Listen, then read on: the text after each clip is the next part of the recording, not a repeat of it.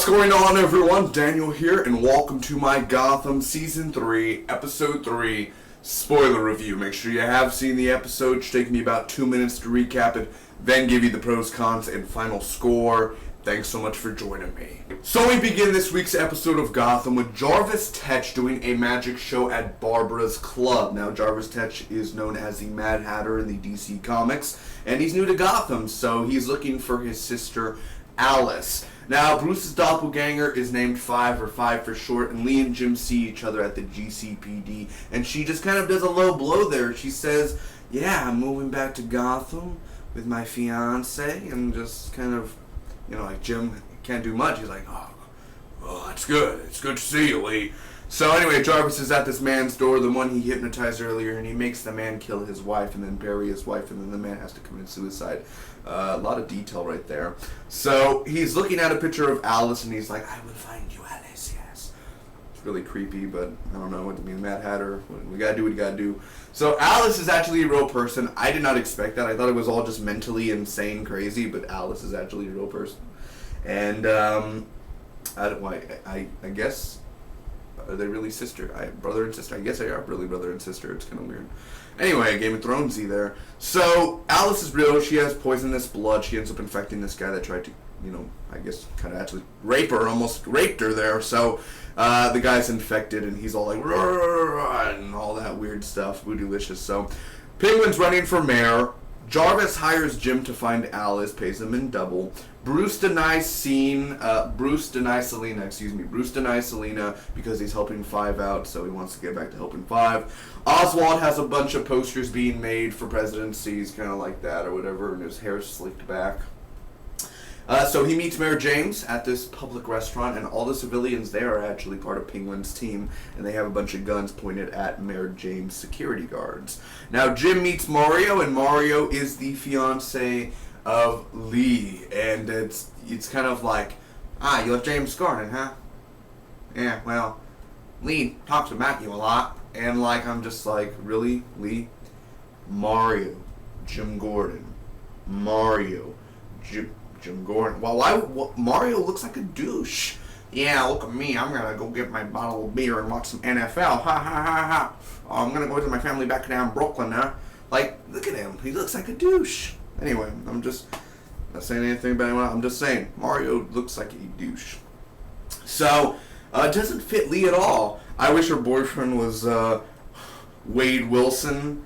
I think it's right. Deadpool. Ryan Reynolds doing a cameo in Gotham. How amazing, because she was in the Deadpool. If anyone gets that joke, I think it'd be really cool.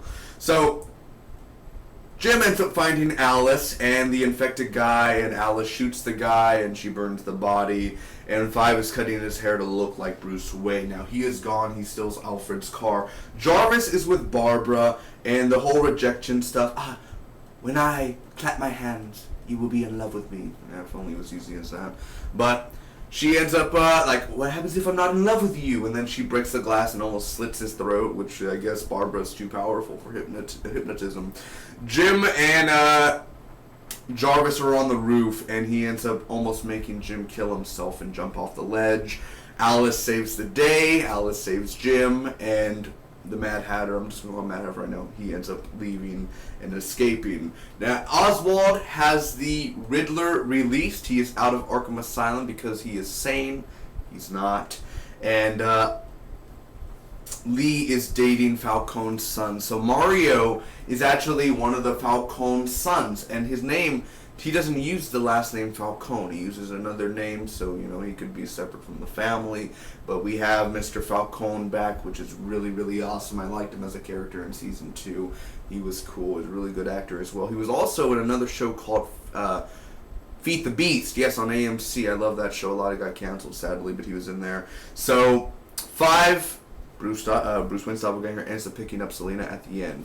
I like this. A little dirty there. When she was like, yeah, I could eat, if I was Bruce Wayne, doppelganger Bruce Wayne, if you want to get dirty here and want to be R-rated sort of Gotham there, she's like, I can eat. And he ends up locking the doors and everything. And he's like, so can I. And then just cut to black and then a scream. Either way, I thought that would have been cool or something, but it's, kids watch the show, right? So, anyway, on to the pros and cons. First off, Jarvis Tetch was a really good add-on to this episode. Also, big props to the sound mixers for this episode. Listen to my watch. It follows your heartbeat, and just like the way that was all done, and it was kind of like, because everything else faded away, and all you could hear was the heartbeat and the watch ticking. Now, I was completely surprised, I'm pretty sure many others were as well, when Mario was revealed as Falcone's son. And all I'm asking for the future of Gotham, if Mario's going to be in this scene with Lee, please have Mr. Falcone there as well. As well, the cinematography for Gotham this week was beautiful, as always. And I love when Jim Gordon, when he was fighting those 3 goons in the bar owner and his 2 goons, is that the camera wasn't shaky camera. It wasn't changing angles or anything. You could actually see the Jim's punch connect to the bad guy. Now, this episode is my favorite episode out of Season 3 so far. I find it more enjoyable and better than Episode 1 and 2 of Season 3, because you want to know one big factor.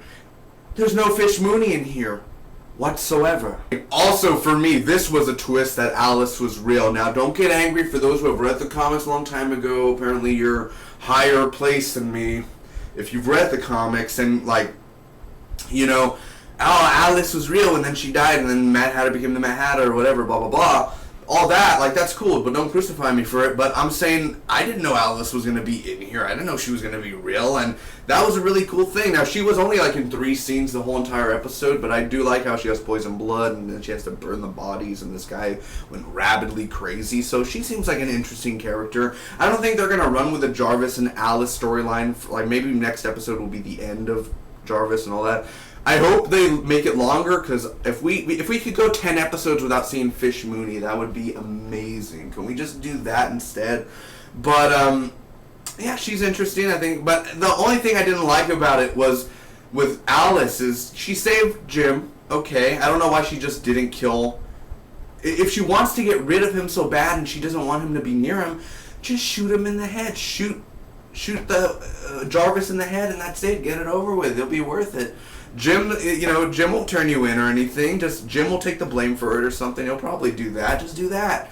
Anyway, the way Jim falls and he's like hanging on, he's like, oh no, and just that whole scene there, I'm like, Jim, you would have died. You would have fell. You wouldn't have hanged on for your life and all that. Like, you know what I mean? Like, it was just too, like, Alice is actually picking Jim up and everything. She has all that strength, you're telling me?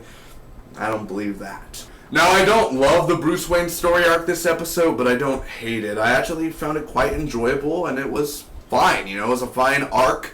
I like that whole Alfred, and then Fly could, like, totally beat Alfred up instantly, but, you know, he held back. He held back on that. But I guess I was kind of afraid that this would happen, that the doppelganger will end up looking like Bruce Wayne, which, honestly, he cut his hair, but he didn't even cut his hair that much enough to, like, I mean, there's still extra, like, I don't know if Bruce, like, it looks like he has just a teeny bit more hair, the doppelganger, like a little bit more down, and that's not the way Bruce wears his hair. So it's obvious that that's not Bruce Wayne. Why would Bruce Wayne wear his hair like that, the way he did it, and it's not combed and everything? That's just not Bruce Wayne-esque like.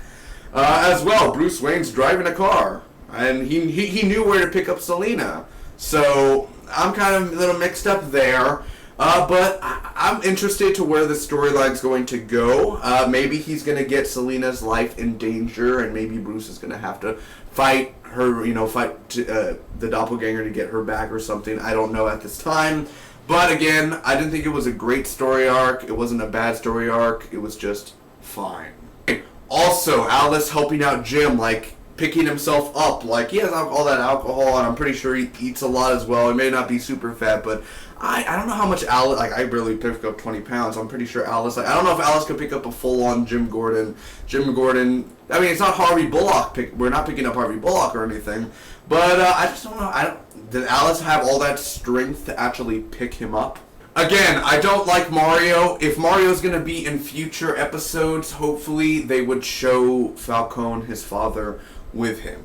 So what I'm getting at is I don't want to see Lee and Mario in bed or at their house or like, hey honey, good morning. Like, I don't want to see scenes like that. Lee is not a main character. She's a side character. She's a supporting character, whatever. She's not a main character anymore. She's not at the top of the bill. She's very in the middle. So we don't really need to see Lee anymore. Not until she gets back with Jim one day, or if she even gets back with her. So I don't want to see Lee that much. Even though Morena Bachmann is beautiful and everything, I don't need to see her with Mario at all. I don't want to see scenes with them at their house. I don't want to see scenes of them going out. Only if Lee's going to be with Jim or like a certain scene at GCPD and they see each other, that's the only time I want to see Lee and Mario or at all with Jim. I don't want to see Mario and Lee at their house drinking coffee. Now, this episode wasn't full with them, but there were a few slow scenes. Mostly with Bruce Wayne's doppelganger. Like I said, this is my favorite episode out of Season 3 so far. I'm glad the Riddler is out. Jarvis, Tetch, and Alice were a nice add-on. Hopefully they'll have more stuff to do next week. Bruce's doppelganger, again, he may be her, she may be, you know, it's kind of a weird thing, and we don't know yet. But it'll be interesting, hopefully, you know, leading on into the next episodes. And as long as we don't get to see Fish Mooney and Fish Mooney stays out of the next episode, like the next 5, 6, 7, 8 episodes, I will be a happy man. I'm going to give Gotham Season 3, Episode 3, a solid B. Thanks for watching, everyone. If you enjoyed, make sure to smack that like button. You can comment down below, tell me what you guys thought about the episode. Do you agree? Do you disagree? Make sure to share this review with your friends and hit that subscribe button for more awesome Gotham reviews weekly. Join the Big D Nation. The road to 500 has begun. Till next time, bye-bye.